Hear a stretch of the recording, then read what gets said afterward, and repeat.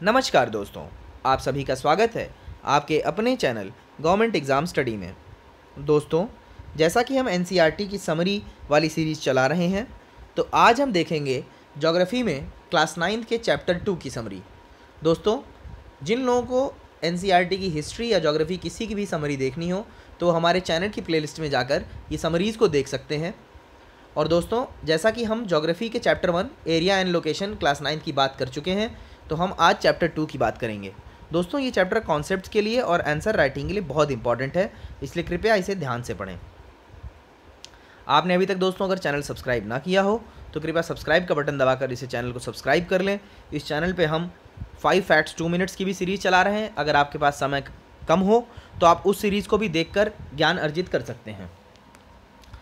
दोस्तों, यहाँ पर लिखा हुआ है कि India is a large land mass formed during different geological periods which has influenced her relief.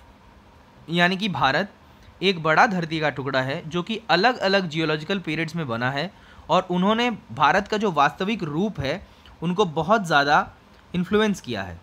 दोस्तों, जियोलॉजिकल फॉर्मेशंस के अलावा बहुत सारे प्रोसेसेस जो हैं, वेदरिंग, इरोजन, डिपोजिशन, उन्होंने भारत की जो प्रेजेंट इस समय स्टेटस है, जो प्रेजेंट जिस तरह से भारत हमें दिखता है कि नॉर्थ में हिमालयाज़ हैं, फिर नॉर्दर्न प्लेन्स हैं, फिर साउथ में पेनिनसुलर पेनिनसुला है, तो दोस्तों उसको इन बहुत सारे प्रोसेसेस ने हेल्प किया है ऐसी चीज़ को क्रिएट करने में। ठीक है दोस्तों, और इनमें कई सारी थ्योरीज़ हैं, जिनमें पहली थ्योरी है थ्योरी ऑफ, जिसे हम ज़्यादा मानते हैं, वो है थ्योरी ऑफ प्लेट टेक्टोनिक्स। ठीक है दोस्तों, इस प्लेट टेक्टोनिक्स की थ्योरी के हिसाब से जो क्रस्ट है, जो अर्थ का क्रस्ट या अर्थ का अपर पार्ट है, वो 7 मेजर और माइनर प्लेट से बना हुआ है। ठीक है दोस्तों, यहाँ पर लिखा हुआ है the movement of the plates results in the building of stress within the plates and the continental rocks above leading to folding, faulting and volcanic activity. ठीक है दोस्तों, यहाँ पे कह रहा है कि इन प्लेट्स के मूवमेंट की वजह से दबाव बनता है, इन प्लेट्स में दबाव बनता है, जिसकी वजह से आपकी फोल्डिंग यानी कि मुड़ना, फॉल्टिंग यानी कि टूटना और वॉल्केनिक एक्टिविटी जैसी चीज़ें होती हैं। ठीक है दोस्तों, तो इसमें देखिए यहाँ पे फिगर में दोस्तों दिया हुआ है कि कुछ प्लेट्स जो आपस में आप एक साथ आ रही हैं वो कन्वर्जेंट प्लेट्स हैं, वो कन्वर्जेंट बाउंड्री बनाती हैं, यानी कि आपस में आती हुई, कन्वर्ज करना यानी कि साथ में आता हुआ। कुछ होती हैं दोस्तों डाइवर्जेंट प्लेट्स जो एक दूसरे से वो फॉल्ट क्रिएट करती हैं या दरारें क्रिएट करती हैं। ठीक है दोस्तों, और एक होती है ट्रांसफॉर्म बाउंड्री, जो प्लेट्स एक दूसरे के आपस में उल्टी दिशा में चलती हैं वो भी फॉल्ट्स क्रिएट करती हैं। ठीक है दोस्तों, यहाँ पर लिखा while some plates come towards each other form convergent boundaries, some plates move away each other and form divergent boundaries. In event of 2 plates coming together, ये कोलाइड हो जाती हैं, क्रम्बल हो जाती हैं, और एक क्या होता है दूसरे के नीचे या ऊपर स्लाइड कर सकती है, और इसमें हॉरिजॉन्टली पास्ट भी एक दूसरे के चली जाती हैं ये। ठीक है दोस्तों, और ट्रांसफॉर्म बाउंड्री बनाती हैं। देखिए यहाँ पे दोस्तों इस फिगर में दिया हुआ है यूरेशियन प्लेट देख सकते हैं आप, पैसिफिक प्लेट देख सकते हैं, north American, south American, African, Indo Australian, Eurasian, ये प्लेट्स आप देख सकते हैं। ठीक है दोस्तों, और दोस्तों ये आपको बता दूं मैं कि जो प्लेट्स की बाउंड्रीज़ पे जो जगहें हैं, वो दोस्तों जगहें जो होती हैं वो बहुत ज़्यादा अर्थक्वेक या ऐसी चीज़ों की प्रोन होती हैं। इसलिए आप देखिए दोस्तों, ऑस्ट्रेलिया के ऊपर जो मैप में दिख रहा है आपको फिजी और ये सब जो है, और इधर हिमालय जो है, ये सब यूरेशियन और इंडो ऑस्ट्रेलियन प्लेट्स के टकराने के एकदम बाउंड्री पे है। तो दोस्तों यहाँ पर अर्थक्वेक की ज़्यादा चांसेस रहते हैं। देखिए जापान भी एक ऐसी कंट्री है जो 2 प्लेट्स, पैसिफिक प्लेट और ऐसी प्लेट में टकराने के एकदम बाउंड्री पर है, तो दोस्तों इसका भी चांस रहता है कि यहाँ पर ऐसी जगहों पर ज़्यादा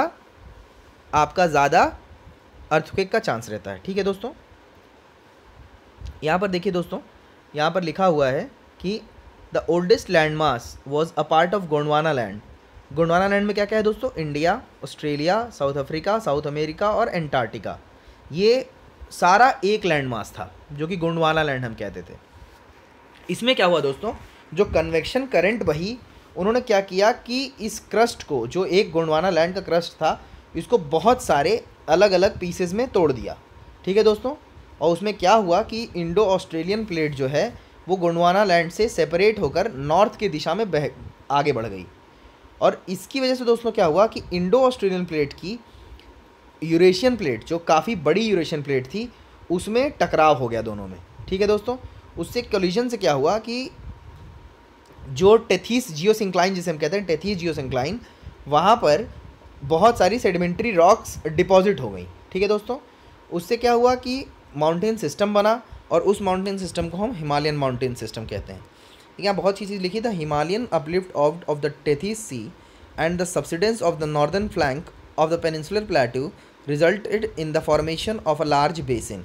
ठीक है दोस्तों, हिमालय उठ गया आपका टेथीस सी से, और नॉर्दर्न फ्लैंक जो है वो नीचे की तरफ झुक गया। सब्सिडेंस यानी कि वो धरातल में जाने लगा, जिसकी वजह से बहुत बड़ा बेसिन बन गया, और उस बेसिन, उस डिप्रेशन में धीरे धीरे सेडिमेंट जो है वो नदियों की वजह से सेडिमेंट्स डिपॉजिट होते चले गए, और उसी की वजह से आपका नॉर्दर्न प्लेन्स बना है। नॉर्दर्न प्लेन्स दोस्तों अलूवियल सॉइल का बना है।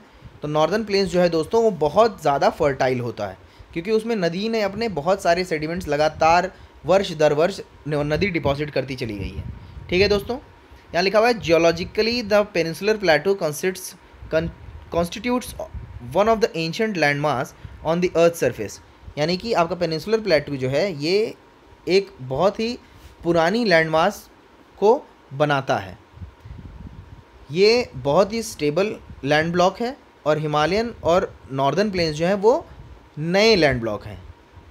जो आपका पेनिनसुलर प्लेटू है पुराना और स्टेबल लैंड ब्लॉक है, और ये नया लैंड ब्लॉक है जो हिमालयन है। ठीक है दोस्तों, देखिए दोस्तों यहाँ पे लिखा है major physiographic divisions of India. इसमें क्या है, हिमालयन माउंटेन्स हैं, नॉर्दर्न प्लेन्स हैं, पेनिनसुलर प्लेटू है, इंडियन डेजर्ट है, कोस्टल प्लेन्स है, और आइलैंड्स है। ठीक है दोस्तों, आपके 6 तरह के मेजर फिजियोग्राफिक डिवीजन्स हैं, वो हैं Himalayan mountains, northern plains, peninsular plateau, Indian desert, coastal plains और आइलैंड्स। ठीक है दोस्तों, इसमें दोस्तों आप हम एक एक करके सबके बारे में पढ़ेंगे। तो हिमालयन माउंटेन्स जो हैं वो दोस्तों वेस्ट से ईस्ट की डायरेक्शन में इंडस रिवर से ब्रह्मपुत्र रिवर की डायरेक्शन में चलते हैं। ठीक है दोस्तों, और ये दोस्तों दुनिया के बहुत ही ऊंचे पर्वतों में एक है, पर्वत श्रेणियों में एक है, और ये बहुत ही डिफ़िकल्ट टेरेन है दोस्तों, बहुत ही रगेड टेरेन है। ठीक है दोस्तों, और इसकी क्या है, जो विड्थ जो है वो दोस्तों ये एक तो आर्क फॉर्म का है, और 2400 किलोमीटर लंबा आर्क है, और इसकी विड्थ जो है वो कश्मीर में 400 से लेकर अरुणाचल प्रदेश में 150 किलोमीटर तक वैरी करती है। और दोस्तों जो वेरिएशन, अल्टीट्यूड के वेरिएशन जो है ईस्टर्न हाफ में वो ज़्यादा है वेस्टर्न हाफ के मुकाबले। ठीक है दोस्तों, और दोस्तों देखिए इसमें क्या है कि आपकी जो रेंजेस हैं, यानी कि जो पर्वत श्रेणियाँ हैं वो 3 पर्वत श्रेणियाँ हैं, 3 पैरेलल पर्वत श्रेणियाँ हैं। उसमें क्या है, पहला जो है वो है हिमाद्री या इनर हिमालयाज़, वो कंटिन्यूस रेंज है, आपकी एवरेज हाइट जो है वो 6000 मीटर की है इस पर। उसमें सारे बड़े बड़े जो हिमालयन पीक्स हैं वो हिमाद्री और हिमालयाज़ में है। ठीक है दोस्तों, यहाँ देखिए मैप में कितना बढ़िया सा दिया हुआ है हिमालयाज़ का। देखिए दोस्तों ये आपका वेस्ट से ईस्ट की तरफ बढ़ रहा है, और वेस्ट में इसकी जो विड्थ है वो ज़्यादा है, और ईस्ट में ग्रेजुअली इसकी विड्थ कम हुई है। ठीक है दोस्तों, ये देखिए दोस्तों इस फिगर में भी आपका अलग अलग तरीके की जो हमारी इंडिया की रिलीफ है उसमें अलग अलग तरीके जो माउंटेन्स हैं और जो रेंजेस हैं उनके बारे में दिया हुआ है। इसमें हाइट इन मीटर्स करके दिया हुआ है। तो आप देख सकते हैं कि जो नॉर्दर्न इंडिया में है वहाँ पर हाइट जो है वो ज़्यादा है माउंटेन्स की, और आपकी सदर्न में धीरे धीरे वो घटती चली जाती है। ठीक है दोस्तों, तो दोस्तों क्या होता है कि जो ग्रेट हिमालय हैं उनके फोल्ड्स जो हैं वो असिमेट्रिकल नेचर के हैं। ठीक है दोस्तों, और इनका जो वो क्या कहते हैं, जो कोर है वो ग्रेनाइट का बना हुआ है, यहाँ पर ये लिखा हुआ है। और दोस्तों यह है कि जो रेंज हिमाद्री के साउथ में है उसको ही हम हिमाचल या लेसर हिमालय कहते हैं। वो दोस्तों क्या है कि कंप्रेस्ड और ऑल्टर्ड रॉक से बनी हुई है। ऑल्टीट्यूड आपका 3700 से लेके 4500 के विड्थ में है, और पीर पंजाल इसकी लॉन्गेस्ट और सबसे इम्पॉर्टेंट रेंज है, और धौलाधार और महाभारत भी इसी में आता है। ठीक है दोस्तों, और इसमें जो मेन आपका फेमस वैल्यूज़ आती हैं वो हैं कश्मीर, कांगड़ा, कुल्लू। तो जो घूमने वाली जगहें जो हैं दोस्तों, हिल स्टेशन जो हैं मेन वो इसी में आते हैं। ठीक है दोस्तों, आउटर मोस्ट जो रेंज है वो है शिवालिक रेंज। इसकी क्या है 10 से 50 किलोमीटर की विड्थ है, और अल्टीट्यूड जो है दोस्तों इसका थोड़ा सा कम होता जाता है, वो है 900 से 1100 मीटर। ठीक है दोस्तों, और इसमें दोस्तों आपका जो ये है क्या कहते हैं, हिमालय जो है वो आपका वेस्ट से ईस्ट में भी आके डिवाइड किया गया, लॉन्गिट्यूडनल डिवीजन क्या हो वेस्ट से ईस्ट में भी। इसमें क्या है दोस्तों, आपकी जो इंदस और सतलुज के बीच में है वो उसको हम पंजाब हिमालय बोलते हैं, और रीजनली इसको Kashmir, Himachal Pradesh, waste to east respectively. और सतलुज और काली रिवर्स के बीच में कुमाऊँ हिमालय, और काली और तीस्ता के बीच में नेपाल हिमालय, ठीक है दोस्तों। और तीस्ता और दिहांग के बीच में आसाम हिमालय, ठीक है दोस्तों। एक बार रिपीट करते हैं हम इसको। इंदस और सतलुज के बीच में पंजाब हिमालय, और आपका सतलुज और काली के बीच में कुमाऊँ हिमालय, काली और तीस्ता के बीच में नेपाल हिमालय, और तीस्ता और दिहांग के बीच में आसाम हिमालय, ठीक है दोस्तों। ब्रह्मपुत्र जो है वो दोस्तों सबसे पूर्वी जो बाउंड्री है हिमालय की, ब्रह्मपुत्र है। और दिहांग और उसके बाद हिमालय दोस्तों बहुत तेज़ी से बेंड होता है, जैसे यू टर्न टाइप का मारता है, और वो पूर्वांचल बन जाता है वहाँ पर, ठीक है दोस्तों। ये आपका म्यांमार के बीच में जो श्रेणियाँ पड़ती हैं उनको हम पूर्वांचल बोलते हैं, ठीक है दोस्तों। इसमें Patkai hills, Naga hills, Manipur hills और Mizo hills, north east India और म्यांमार वाली जो बाउंड्री है उसको हम वही बोलते हैं, ठीक है दोस्तों। नॉर्दर्न प्लेन जो है आपके, वो हमने अभी देखा था कि मेजर रिवर सिस्टम जो है वो लगातार डिपॉजिट करती गई सेडिमेंट्स उसी से बने हैं। और ये प्लेन दोस्तों 2400 किलोमीटर लंबे और 240 से 320 किलोमीटर आपके चौड़े हैं, ठीक है दोस्तों। इसमें क्या है कि पानी आपका, क्योंकि नदियाँ हैं तो पानी अच्छे से अपना आता रहता है, क्लाइमेट फेवरेबल है, इसीलिए ये एग्रीकल्चरली बहुत ही प्रोडक्टिव पार्ट है इंडिया का, ठीक है दोस्तों। बहुत ही एग्रीकल्चरली प्रोडक्टिव पार्ट है।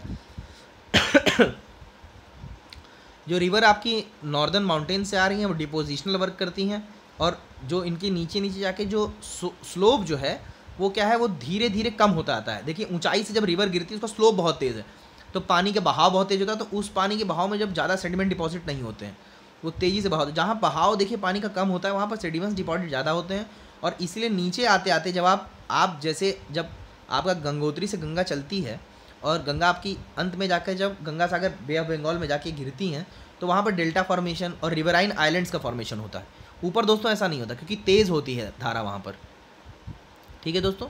यहाँ पर दिया है कि लीवर जो लोअर कोर्स में क्या करती है, बहुत सारे अपने चैनल्स में अलग अलग हो जाती है, डिस्ट्रीब्यूट होती है, उसको डिस्ट्रीब्यूटरीज कहते हैं, ठीक है दोस्तों।